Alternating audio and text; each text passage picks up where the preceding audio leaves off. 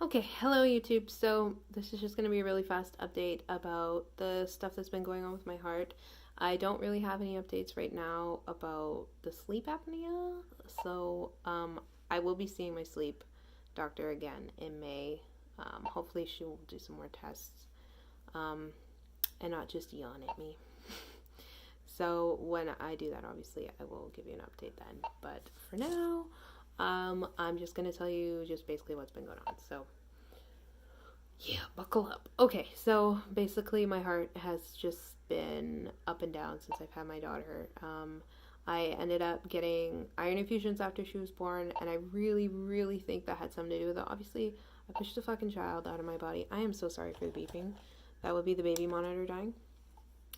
I pushed a baby out of my body, obviously, like, besides the fact that you have a baby afterwards, there are the repercussions of, like, your body is like, why do you keep doing this? No, I'm just kidding. Um, but like a little bit. So it's just been a lot of more palpitations and up and down and hormonal swings and things like that.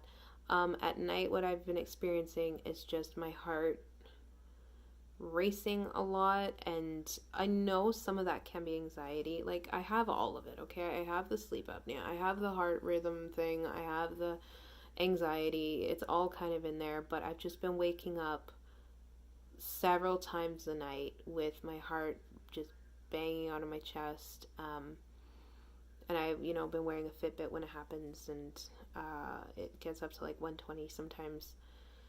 So anyway, I woke up this one night and I was in SVT, and it came back down, but it still was beating fast and I wasn't sure, so I ended up calling an ambulance and I went to the ER, and of course it was normal. And then while I was there, I just asked the doctor, the emergency doctor, if they would be willing to do another echocardiogram, because the last one I had was 2 years ago. And with the ASV, you need to make sure that like your heart is good when you're on it, because it can be dangerous if you have like heart failure or something. So I had an echocardiogram last week, or the week before, and it was reported back as normal. So this is the story, okay? I went into the doctor's office and I got a physical copy of the echocardiogram, because I keep copies of all of the tests, because I've learned in this all of this mess, whatever you want to call it, that you have to be an advocate for yourself and that nobody believes you and takes you seriously. So I just keep all of the information I can. And so I went and picked it up, and on the report under the atria, it said obvious intracardiac shunt identified. And I remember I was with my kids. I was reading this in the parking lot while I was like loading them into the car, and I was like, what the fuck does that mean? So I googled it, and of course I am no expert. I don't know what the hell I'm talking about, but to my understanding, it's basically a hole in your heart. And that was kind of a breakthrough to find out, because I had a hole in my heart when I was a baby, and they didn't do like a follow-up echocardiogram or anything. I did see a cardiologist, but there was no like actual physical confirmation that the hole had closed. And with all of the symptoms and everything that I was reading about an intracardiac shunt, like, it really fit a lot of the symptoms that I have been having for the last 6-7 years.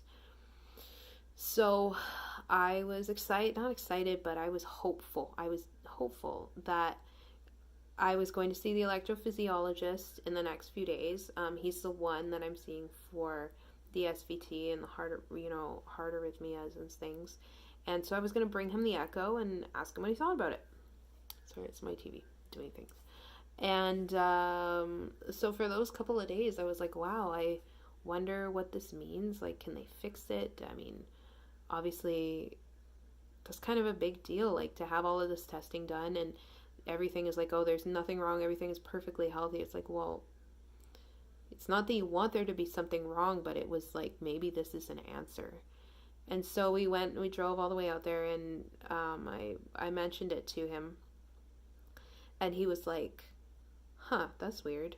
And he goes over to the computer and he opens up the report on the computer, And it turns out that actually the printer at my doctor's office had cut out the most important words in that sentence, which is that there are no obvious intracardiac shunts and that everything is normal. And obviously that's great. I am not saying that I'm upset that things are normal, but it was still just disappointing. I'm like, ah, damn, like, but I don't want a fucking hole in my heart, dude. Like, of course not, but, you know. So we spoke at great length. He answered a lot of my questions. This is the third time I've gone to see him. And I ended up actually booking my ablation for September 17th, which is when they're going to go in and they are going to cauterize the pathway so that the electric impulses won't go down that pathway anymore, resulting in SVT. He says there's like a 95% chance that it'll all go good. I've read different things online. I honestly don't know where I stand with all of it, but I'm planning in every way to go and get this done. I just kind of hope that I'm not gonna need to, I guess. So yeah, he's going to basically put in his report to my sleep doctor that I'm needing my sleep therapy kind of looked into, because she's just refused to do more testing and things like that. And she did a lot of testing, like she did an MRI and an echo, a lung function test, and she did 4 sleep studies, and she sent me to a specialist, but the specialist is just not realistic to see him right now with my kids and my almost 5-month-old, because, you know, you have to stay overnight there. Obviously, it's a sleep study. So I don't know what's going to come from that, but I hope that she's open to kind of trying to figure out more things, and the ablation would just hopefully cure the SVT. It's not going to get rid of, obviously, the sleep apnea or anything like that, but it would eliminate one more thing. The only thing I have a concern with is that the SVT, you know, can come back and it can be triggered, and to have, you know, a condition that puts so much stress on my body, I would just worry that maybe it would work for a little while and then it would just kind of go back to where it was. So yeah, that's the update just with all of that. Otherwise, life is going really good, and the way that I said it to my doctor the other day was, you know, I'm not depressed in the slightest. I am just having a hard time just trying to do normal things every day-to-day, you know, day-to-day normal things that you do. I can still do them, but I'm always in the back of my head, like, am I going to have an episode? I have had episodes, and it's just frustrating to have to drop everything and call the fucking ambulance. I'm very grateful I can just do that, you know, but in no way complaining. Like, I have a really awesome life, but this is frustrating. So, yeah. Thank you for watching, and obviously when I have more information I will come on here. And I didn't get to actually film like the halter like I wanted to.